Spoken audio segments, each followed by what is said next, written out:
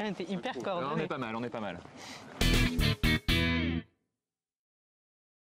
Tout de suite, moi je pense à Les loups sont entrés dans Paris. Dans la personne à la référence, c'est très vieux, c'est de Serge Reggiani, 1967. Ça raconte l'arrivée des nazis dans Paris. Et c'est une chanson qui a été beaucoup reprise pendant mai 68 parce que c'est aussi une chanson de résistance. Et c'est un peu le sentiment que j'ai quand on est arrivé dans cet hémicycle il y a un an en juillet, de voir ces 130 députés RN. Et puis nous, on est en résistance depuis un an à essayer de se bagarrer sur chaque texte. Donc voilà, je pensais à ça. Je vais continuer sur une note positive. Moi, c'est Ben Harper, cette chanson, alors vous allez voir mon anglais magnifique, c'est Deeper, Deeper Until I Drown, donc de plus en plus profond jusqu'à ce que je me noie. Non mais il y a un peu cette année-là, c'est-à-dire qu'on a vu, alors c'est pas nous qui nous noyons, on voit le naufrage des macronistes en fait, et on se demande jusqu'où ils vont nous emporter avec eux.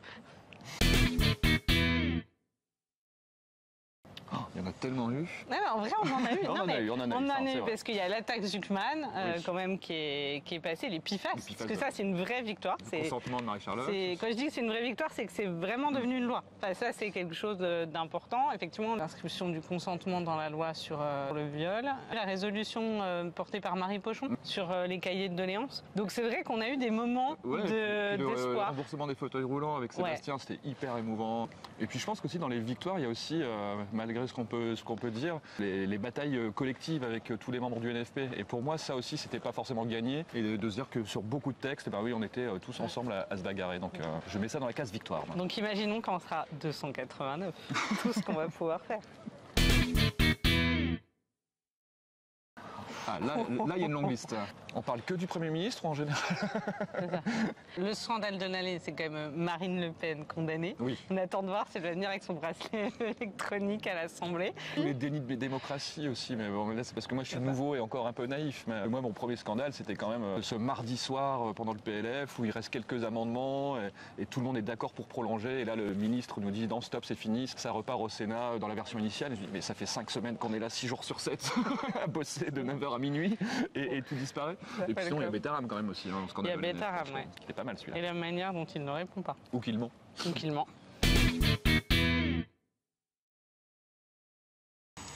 Oui. En séance, Benjamin. Hey, Emmanuel, en termes humour noir, ça va dépendre.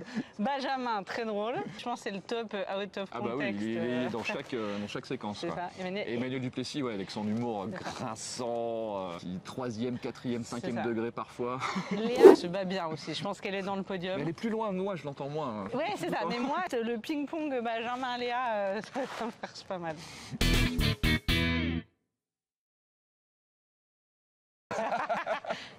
On peut pas faire un charter pour ton gouvernement.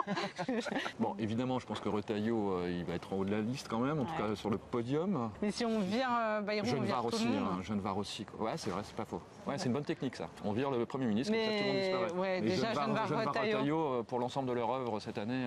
C'est pas mal. Il y en a eu beaucoup. Le moment très émouvant, il est très très récent pour moi. C'était la conférence de presse organisée pour la loi Duplon, avec les victimes, avec les médecins, avec les parents d'enfants décédés. C'était vraiment un moment très très difficile et très très émouvant. Ouais, je pensais la même chose, à tort les boyaux. Mais en vrai, on a connu une semaine un peu le décès, voilà, le suicide d'un de nos collègues. Qui était quelqu'un de reconnu, de respecté dans les rangs de l'Assemblée. Donc oui, on a connu des choses, voilà.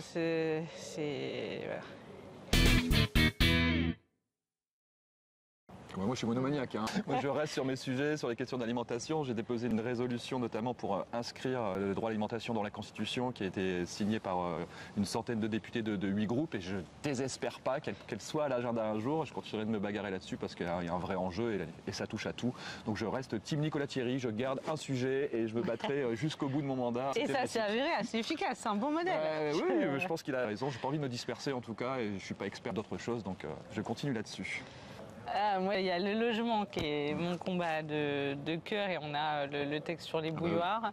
Essentiel. Il y a le débat sur le budget là qui va être un débat sur lequel il va falloir mettre énormément d'énergie parce qu'on voit bien qu'on va faire face à des coupes budgétaires d'ampleur et donc préserver des moyens à la fois pour les politiques sociales au moment de la pauvreté explose et garder les moyens de la transition. Et un sujet qui est devant nous, c'est la question du numérique. En tout cas, voilà, logement et alimentation, on a besoin de ça pour vivre. Se loger, se nourrir, Voilà. c'est pas mal. Et sinon, on peut pas vivre. Donc voilà. Moi, je trouve que le groupe et le soutien mutuel des collègues, déjà, ça fait du bien et ça nous aide à tenir. Et puis moi, je viens du monde associatif et tous les jours, je me disais, mais à quoi ça sert ce que je fais? À quoi bon? Et puis tous les jours, tu te dis, mais si on fait rien, ça sera pire. Donc moi, je reste aussi là-dessus. Il faut qu'on continue à se battre et ça m'aide à tenir. Et puis l'entourage, évidemment, enfin la famille, ça t'aide à relativiser beaucoup de choses quand même. Moi, j'ai envie de dire, quand on va en circo. En fait, il y a tellement de gens qui se battent dans des situations mais de merde. Enfin, il n'y a pas d'autre mot. Et qui sont d'une pugnacité, d'une dignité. On n'a pas le droit de lâcher, quoi. Enfin, C'est ça. Il n'y a pas d'autre choix. Et on sait que le combat sera long, mais qu'à la fin... L'amour vaincra. C'est ça. Moi, je le crois. Ah non! Et raté.